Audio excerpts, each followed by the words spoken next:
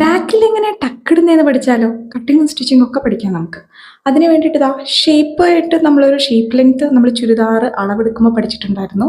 Shape length എടുക്കണമെന്ന്. ആ shape ലെങ്ത്തിൻ്റെ അവിടുന്ന് 2 സൈഡിൽ നിന്നും 4 ഇഞ്ച് വീതം മാറ്റി നിർത്തിക്കൊണ്ട് ഞാൻ ഇങ്ങനൊരു പോയിന്റ് മാർക്ക് ചെയ്തു.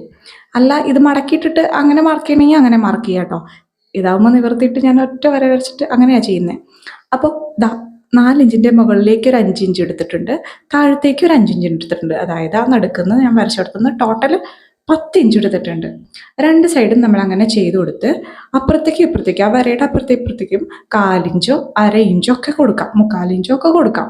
ഞാനിവിടെ 1/2 ഇഞ്ചാണ് കൊടുത്തിരിക്കുന്നത്. അതിനുശേഷം ഇതേപോലെ ഒരു സ്ലോപ്പ് വരച്ചു കൊടുക്കുക. 2 അറ്റത്തേക്കുമായിട്ട് ഇങ്ങനെ സ്ലോപ്പ് വരച്ചു കൊടുക്കുക.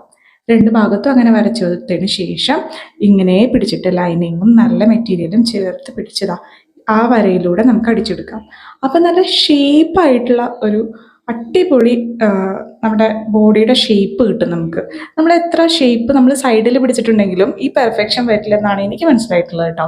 നമ്മൾ ബാക്കിൽ ഇങ്ങനെ ടക്കിട്ട് നോക്കും, ബാക്കിലൊരു പ്ലെയിൻ ആയിട്ടുള്ള ലുക്ക് മാറി കിട്ടും. പിന്നെ നല്ല ഷേപ്പായിട്ട് കിട്ടുന്നതായിരിക്കും, നല്ല പെർഫെക്റ്റ് ആയിട്ടിരിക്കും ഫ്രണ്ടൊക്കെ കാണാനൊക്കെ ആയാലും കേട്ടോ. അപ്പോൾ ഇതെങ്ങനെയുണ്ടെന്ന് നോക്കിയിട്ട് എല്ലാവരും ട്രൈ ചെയ്തിട്ട് പറയണം കേട്ടോ. ഇഷ്ടപ്പെട്ടെങ്കിൽ എല്ലാവരും ലൈക്ക് ചെയ്യുക, ഷെയർ ചെയ്യുക, സപ്പോർട്ട് ചെയ്യുക.